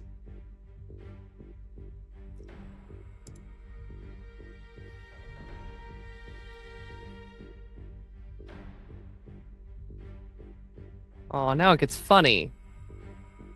Take 3, bumping me up to the next condition. I got my first condition because I also got 3.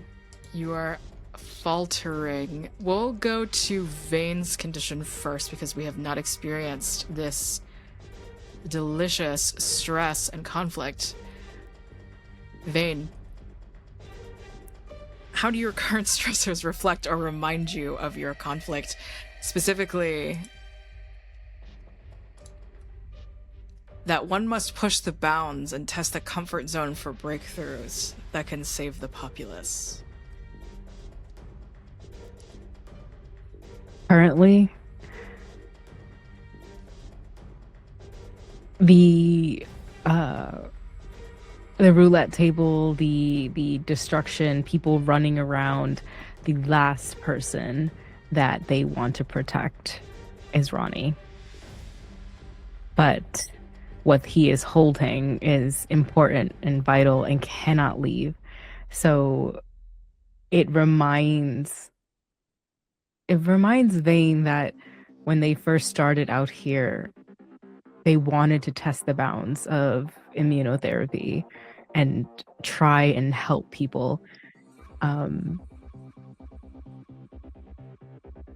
That antidote is the way. The antidote will help before this gets out. And he cannot have it. He cannot be the only one that has it.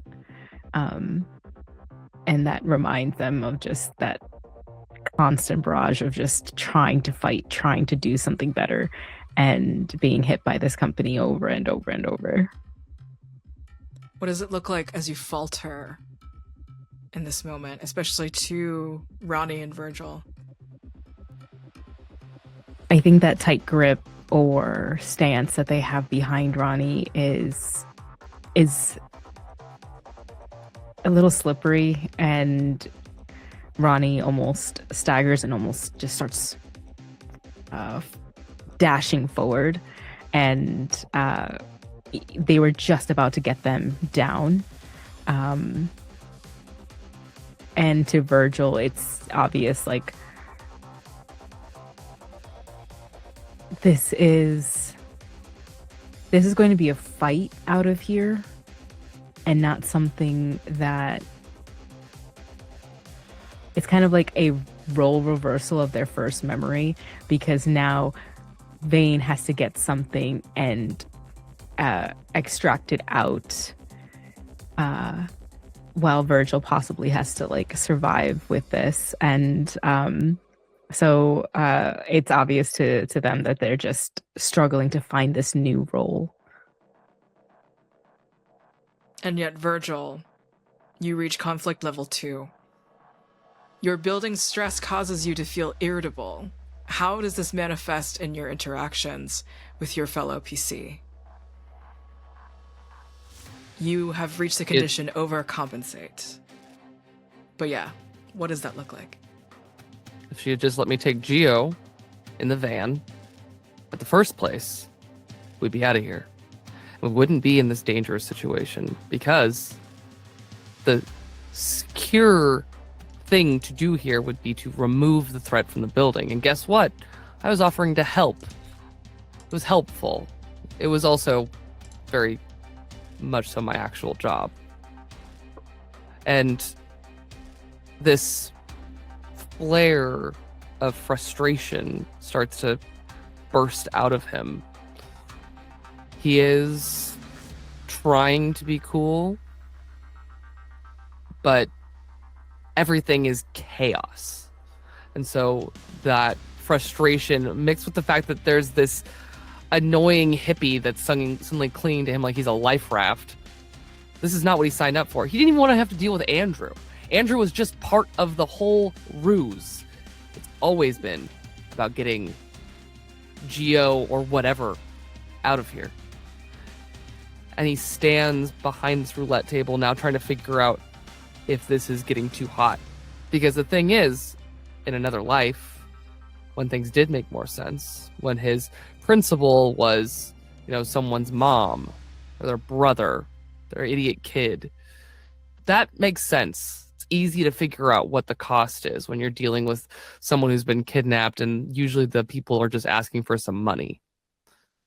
This is way more complicated, and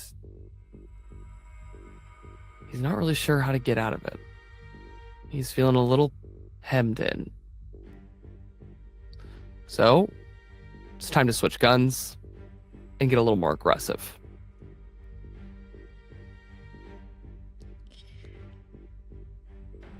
There is the sound of wailing, sobbing, screaming that comes in a twin pair coming from right behind the World Eater.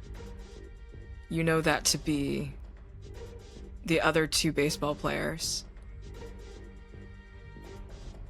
Although they are not quite seen yet, with no particular role here, Virgil, Vane, sort of in and out of cover and sort of seeing the running people.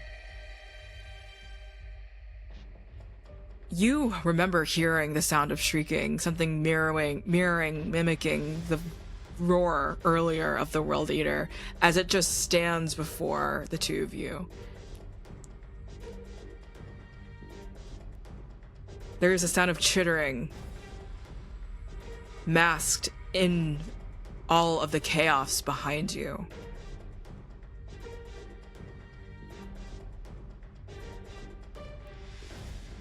And Andrew's yelp is one that certainly you've heard.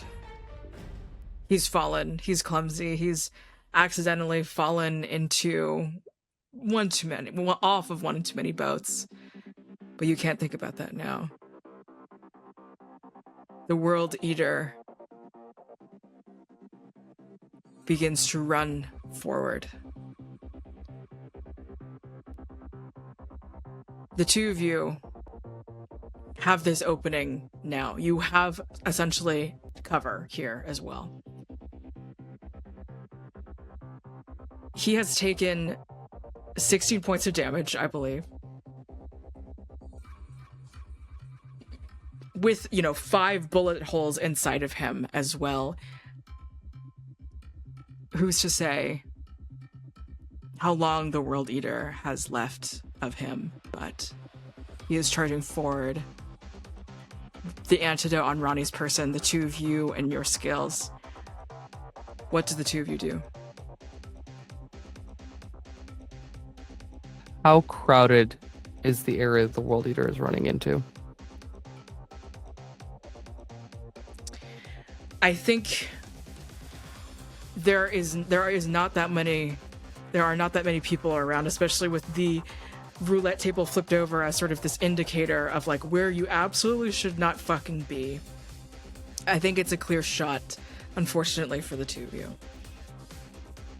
Oh, that's good, because that is where he's gonna go, because if nothing else, no one ever thought that he might be a scientist. He doesn't know how to take a sample. He was just told to collect.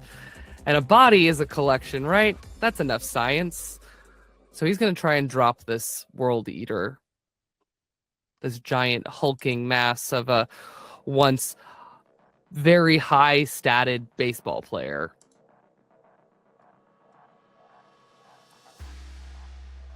Due to your overcompensate as well, this next roll will be at the next lowest success margin. So what would you like to do?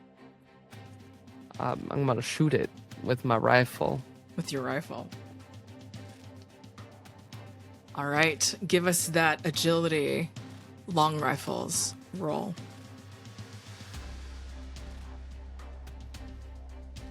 If the both of you roll another d20, you both hit me. Nope. It's not a flat 20.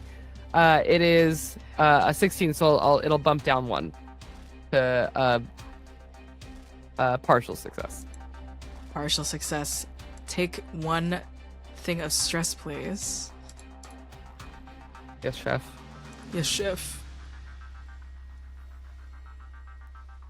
You will hit for half the damage due to the circumstances.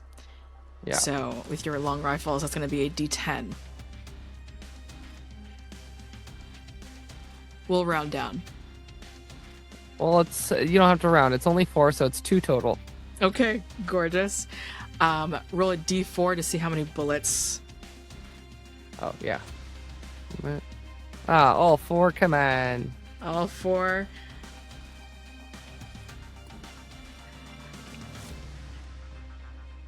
The chaos all surrounding you, the lethality of these shots, they certainly hit and sink into the World Eater. There is that similar, familiar tingling in the both of your sort of behind you guys' eyes, like this thing translating in your brain as the bullet just sinks in and takes it as some kind of life force. All intents and purposes, still hurt, still getting blown down in HP that, maybe the World Eater does not survive for the next episode, and maybe that's a great thing. Let's see. Do you have any other... There's combat within the Corrupted also can do whatever sort of tangibly can happen within like a 6 to 10 second period here. So is there any sort of interaction that you'd like to also have? Object, conversation, thing to impart? Yeah, Virgil's gonna turn to Ronnie and grab him by the collar. What the fuck is that thing? And how do you stop it? Well, we've been scaring them with fire, but we've been keeping them alive. You've been keeping them alive?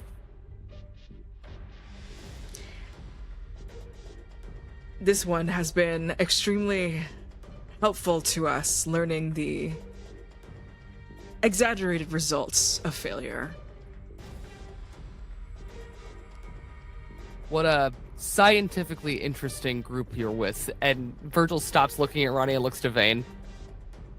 Vane, what are you doing? What do you do? I think in that gap period where Virgil was shooting, turning to Ronnie, same of finding a blackjack table, something to flip over, get something in their way so that Virgil can, they have less of a moving target. And I would like to use my untap potential. Yes, of course. Please use a brawn and athletics to move this blackjack table over. So that'll give you basically a +1 boost, right? 11 + 1 and -2. So I think that is a failure. Take 2 stress, Vane. But you get an XP. In athletics, no less. It is not a sad sight necessarily. Adrenaline, all of the particular, reasons it might take for you to not be able to take this blackjack table over to take cover necessarily, but you are unfortunately not able to change the environment at this time. There's still some other thing for you to do in this moment if you would like. Say that last bit one more time. There, you can do one more thing, basically. You weren't able to adjust the environment, but...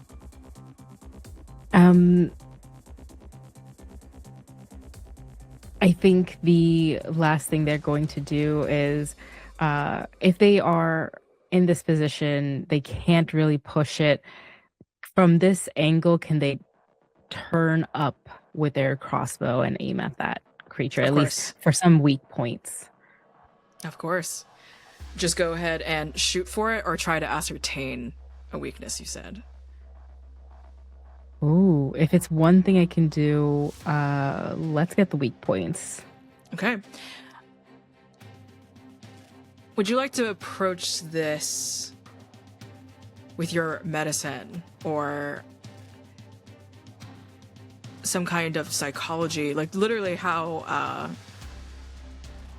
do you think that Vane would have tried to find symptoms, take advantage of them in some regard? Let's build this pool. Yes. The now, if it is only one skill, medicine would be the number one. If it's like a pica deficiency, if it's iron, what is going on with the blood? What is the structure, like integrity? Like, where are these like form, like a little bump? Like, everything is forming. How is it going? And if they're running, how are they able to run this fast? And can we get them like at a certain point that stops it? Like, they're just looking at this entity as like a what's it called, under a microscope, and trying to understand the bonds. Intellect medicine. That's another D20. Natural 20. Yeah. I'm so sorry. Please. I'll take you out. Please do. Please reduce a stress by 1. I'll get you to overcompensate, Maz. All right. So with your critical success here, you get what you wanted with something extra as well. Sort of allowing Virgil the chance to kind of continue to get the upper hand in terms of combat here. But for you, you know that fire is the thing that will ultimately get this down. Get this. But of course, all of the ethical issues of purposefully either endangering a man's life that was still technically within these trials was still at a point similar to Geo, where he was able to speak, make decisions, do things that he liked. You don't know how on earth Jin Sang-hoon got this far, got this bad, got into here.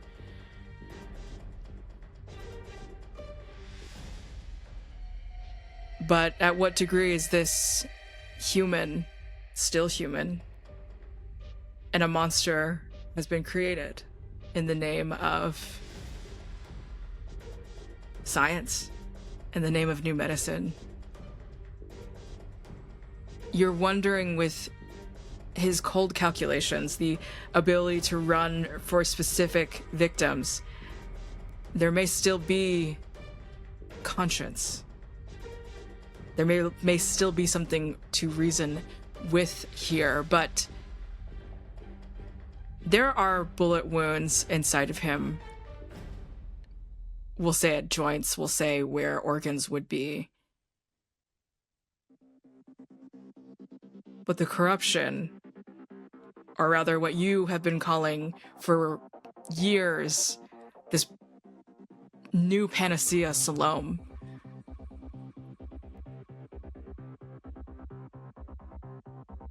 it desires blood. The World Eater and Geo seem to be desiring this iron. All around you is this metal haven for metal-eating zombies. The more you learn here, actually, is that it is perfectly bred for them to exist here. And this is a perfect feeding ground for some, again, cruel reason.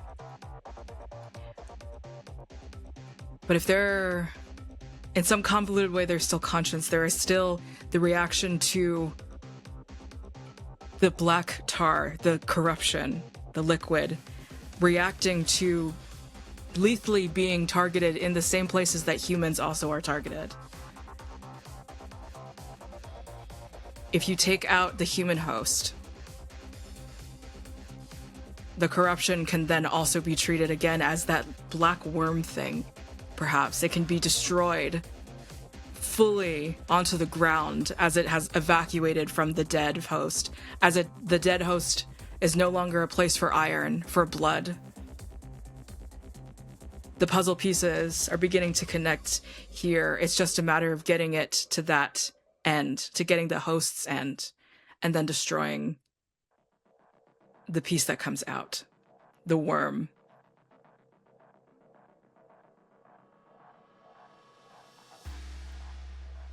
I think it's like catching the two ships kind of moving past constant thing with Virgil. They are at this weak position to see all of this. They have a couple of crossbow bolts, short, like almost like flagged, a little bit like a little red. Could they use a one or two, or even just with Virgil's attention to direct them exactly where, like what they have seen? I think they're trying to say, yell it out loud, but not to get Ronnie to run away. So, and like not trying to like make this. Oh my god, I think they're so annoyed that they have to work together. They're just looking at them and like, here, worm, and like simple instructions, pointing to exactly the body, the human host, worm? Everywhere. And that's all they say. Worm. That's all you can say as the World Eater comes towards you, Vane, and takes its mighty, great hands and attempts to slam down on top of you.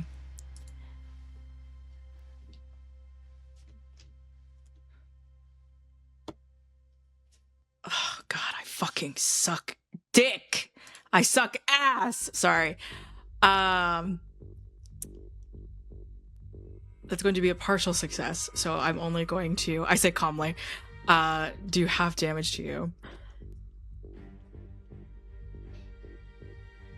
Only Just a little. It's going to be 4 points of damage to you, Vane. As perhaps you were able to get out of the way just enough, but you are still absolutely, like, your abdomen battered by, like, to the side. The sheer brute strength, the force of this creation, this thing that has bloated this once human person's body, as he just tries to snag and snatch at you, he completely breaks through the blackjack table that you had attempted to manipulate here. And we're gonna say he actually is able to do one more thing. His eyes snap over to, it almost seems like he's snapping over to you, Virgil, but he actually looks over to Ronnie. I'm gonna make this a contested roll between the World Eater and Virgil. As Ronnie is the person closest to you, is your environment. This is going to be Brawn athletics contested rolls. He's going to try to grab Ronnie. Rip Ronnie. That is not good for me. That's a 7 total. 19. Yeah. With a 7, that is a failure. You're going to take 2 stress, and you're going to gain XP in athletics. With a hand that is not proportional, again, it seems the video game sprite here of the World Eater, the hand, is almost half the size of Ronnie, it seems. And just plucks your client, Vane, the person that you know is a person of interest, Virgil.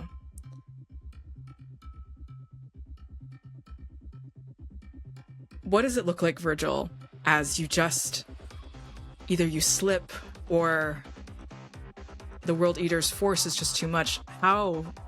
Why do you miss? Do you fumble? I think it's, even though he put all thoughts of the World Eater in this neat little folder, closed it and left it somewhere on a shelf, inside it's been growing in his head, this monster under the bed almost, in the file, that subconsciously he's always understood could rip something clean out of his hands, and he's strong.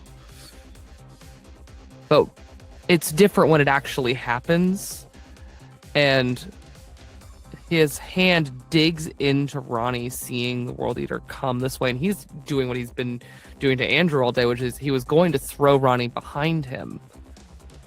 But unfortunately, in the movement, he actually grabs Ronnie and rips a whole section of his shirt and everything as the World Eater yanks him out of his grasp. And it's so fast.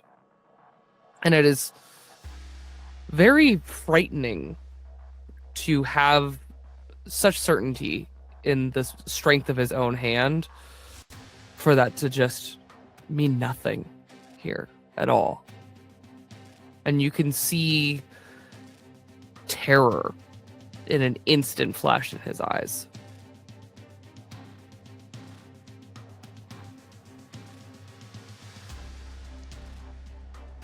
Virgil, what do you do? Vane, what do you do?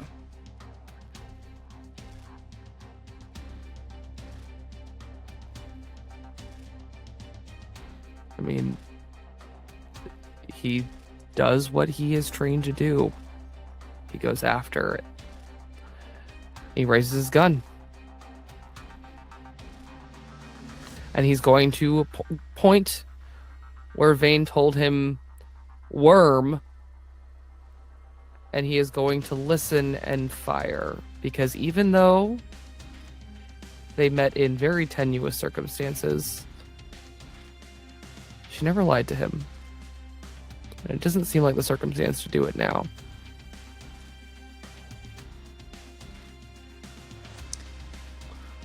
We'll call that a +1 assistance from Vane.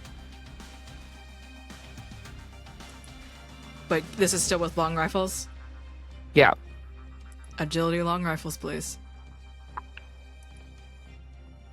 Okay, so it's a 19, but because I am still overcompensating, it still goes I down believe one. it's the verbiage is actually your next lowest. So we already went through that success margin. Great.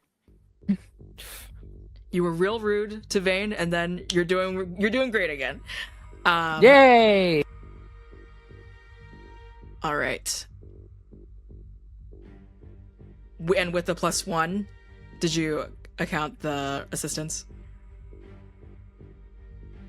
I rolled. Oh, So that becomes a crit? 20. It's a dirty Okay. 20. That is going to be reduce a stress by 1. You were extremely close to the next conflict point. Yeah. Let's double the total of damage of your next attack, of this attack. So roll that d10, please. Joe, I'm so sorry. I hate I'm you. so sorry. I know. I did roll max damage again. So that's 20. Yeah. Yeah, well, how much bullets do you waste out of a D4?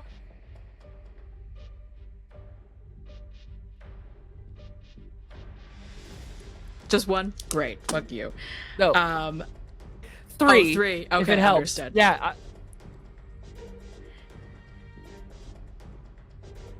Vane, you do not get a chance to manipulate the environment quite yet. You've seen Virgil use his authority to persuade this group of people, still surging, still in waves,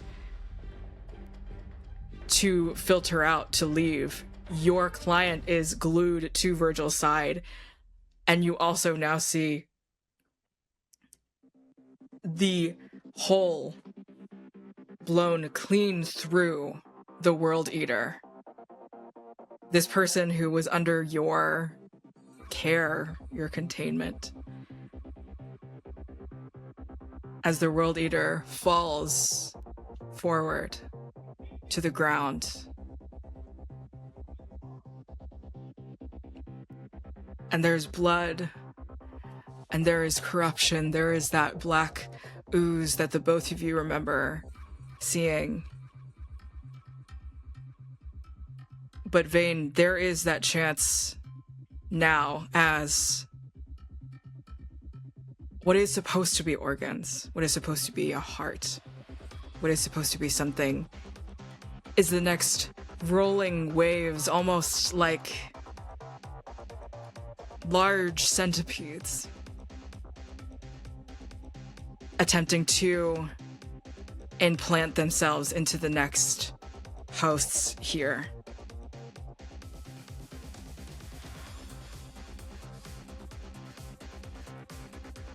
What do you do? Scream. No, Yeah. Oh my god, the imagery in that. There is, they have hand knives and crossbow bolts, and they're going to, I think they're just going to unleash as much as possible so that they can stop what are these moving ladybugs to the next host. And this place is still, although there is a good amount of distance between this group now and the screaming waves of people, Brownie having like fallen to the ground after being lifted, there are the leftover, the vengeance left from the World Eater beginning to surge upon the ground. So yes.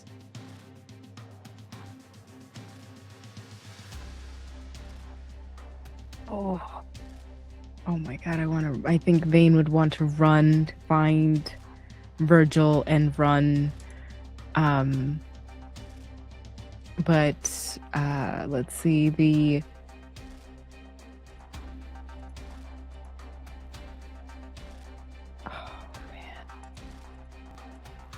who is the nearest Ronnie?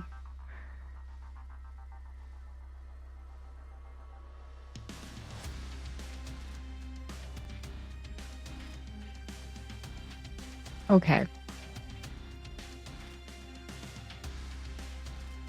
I'm gonna get to Ronnie. Vane's going to get to Ronnie. Okay. Grab him. But I would like to also attempt to steal the antidote off his body. Of course. Of course. To steal. Let's call that agility stealth.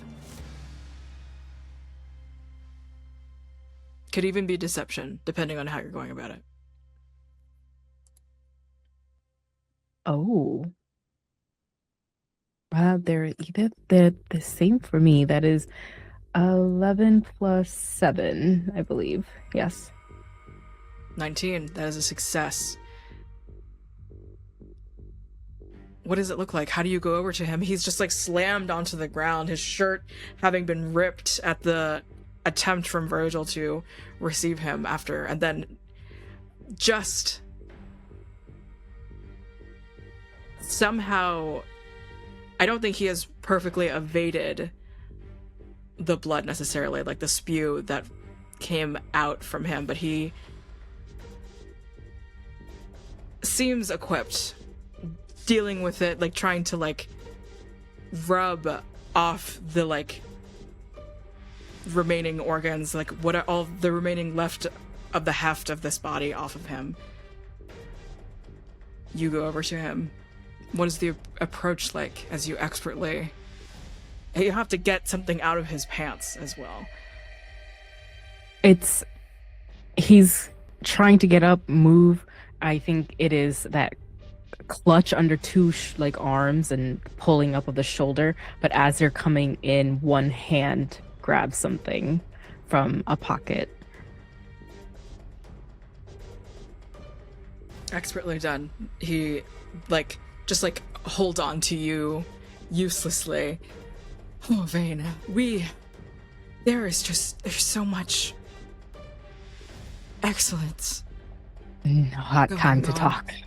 Not even close time to talk. And so if they keep saying excellence over her ear, it is just this eye roll of, if I have to hear this word one more time, I'm leaving you right here. Right here. But as he is saying this, and that effortless pull comes up, what does the antidote look like? It looks like an injection. They're going to, as they did the gun before, of letting it fall onto a finger and then come back into an arm, back into their suit. They're going to flip that into their sleeve and kind of motion around so that he can kind of lean on her and not notice the weight displacement or the disappearance. Adrenaline screaming, everything. The World Eater is done. However, there is still that yelp that you heard, Virgil. There is still the wailing coming from the hallway. Things do not calm, but the greater beast in the room has been dealt with. Black, not animals, it wasn't animals, but just the entrails. The thing, the corruption, those little bits that seek blood and iron disappear into cracks into the crowd. And there is not a moment to breathe. Are the three of you, the two of you including Ronnie, moving to any location? What is moving to anywhere? Anything? Yes. I think Virgil is a half second too late to run towards, and Vane, you would have probably seen it because it's definitely the opposite of what he should be doing, is running towards those centipede-like corruption things, having half a notion and no real plan. And as they get away, he just lets out a fuck and begins to look around, and then looks to Vane and Ronnie. You good? There's a quick nod, but it's an aggravated, yeah, but he's not going to be if you don't get him away from me. But they're just still hustling through with him. With the stoicness that is on still Virgil's face, everything is clear on Vane's just annoyance. I need a lot more information. You! And he looks to Ronnie. He's sweating and his shirt is ripped, and there's just this Saint Sebastian-like ecstasy holding on to Vane as if they are some horseman, some psychopomp to him. He's viewing everything all around you as so beautiful. The forged artwork of sailors and creatures coming up from the ocean, princesses, goddesses, either chained or standing upon rocks. He, in a world that the two of you do not exist on, is finding himself haloed between the cracks of light and through the debris of the walls getting destroyed within the Oyster Hotel. His mirage here, as he just looks over to you as if he's moving in slow motion. Answers. Yes. What can I tell you? Other than this is the first sign of the panacea, of it working.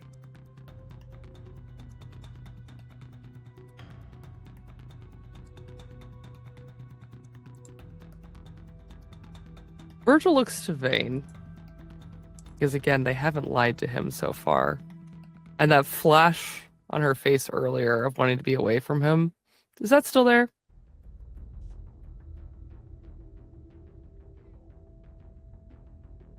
I think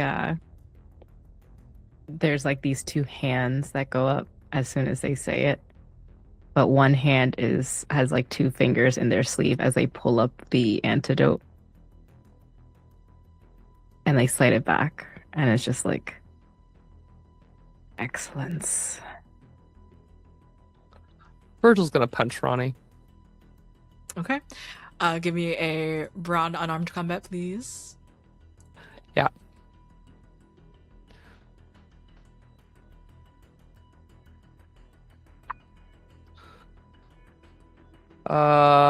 Hilarious. That's a 16. 16. Hit for full damage, that's going to be a D8.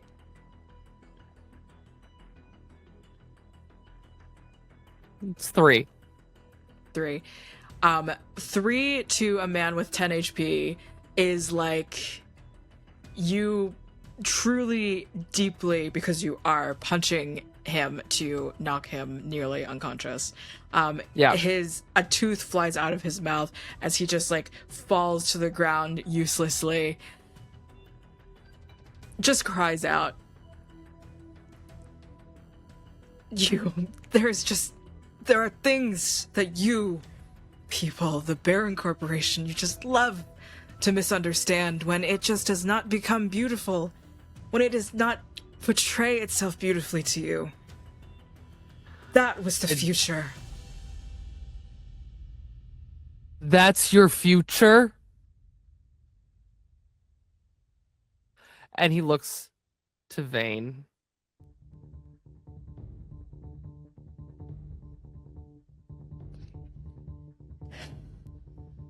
The look is, it's not the future I wanted. He feels no pain. He doesn't need to see. He has no anxieties.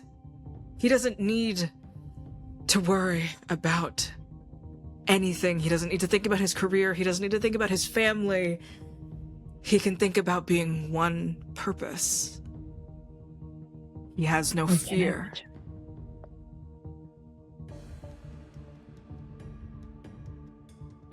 I think there's a click as they kind of put another crossbow bolt in their bow.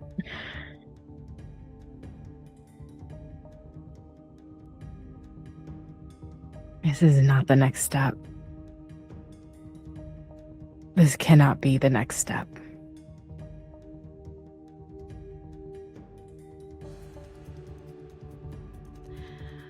Cleveland, Los Angeles, Austin, Burlington. There are sites of the Wayfinders all over the place. And the Baron Corporation just can't wait to get their hands on it so that they can take it everywhere.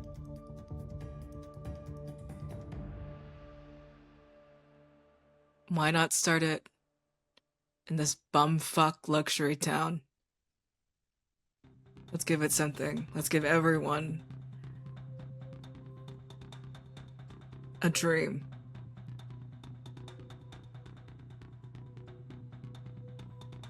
Virgil's gonna walk up to this hallucinating, self-aggrandizing asshole, grab him by what's left of his shirt, pull him up, look him in the eye.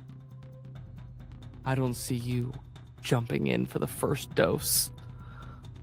I'm gonna punch him again, unless someone stops me. No, I think the only thing that Vane was about to say was quickly looking back at Virgil and just punch him again. Yeah. Roll another d8. Just roll the damage. oh yeah, I'm holding him. 3 again. 3 again. 4 hit points left, but yeah, he is still a man that experiences fear despite all of his outings and conferences and retreats. So he just holds up, attempting to put any distance between what is already a closed fist around his clothing, his neck, his collar. There is something beautiful that you are not understanding, and there is a world that you're not seeing, and I can only just wish through my eyes that you, both of you, Vane, you stopped seeing it so long ago.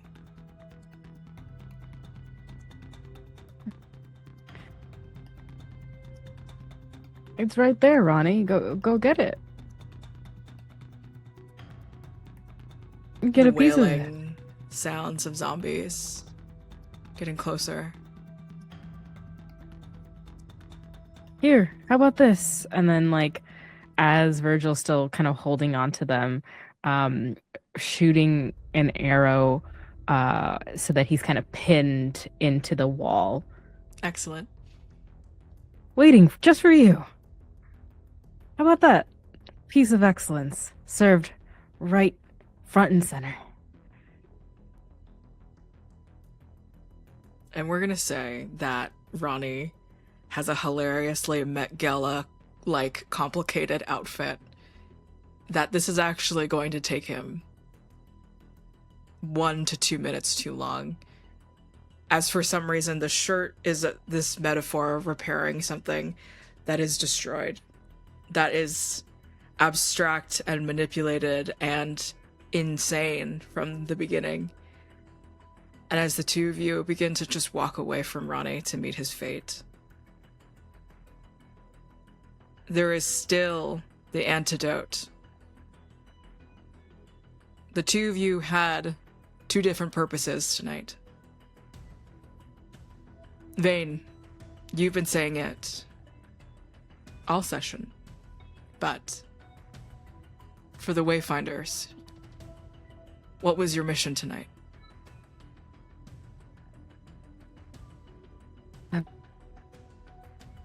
I cannot leave without this antidote. And if I cannot leave without this antidote, everything must be buried. And Virgil, what was your mission?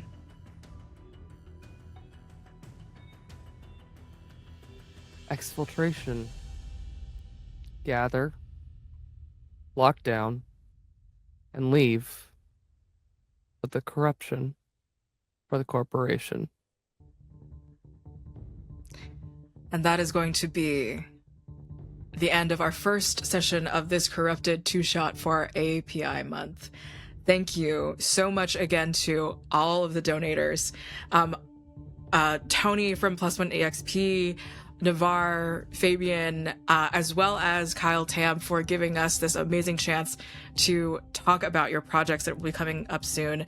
Navaar, honorary Asian in the mix of all of this. I have been Josephine. I have been your GM, your zombie friend, your crypto bro of your fucking nightmares.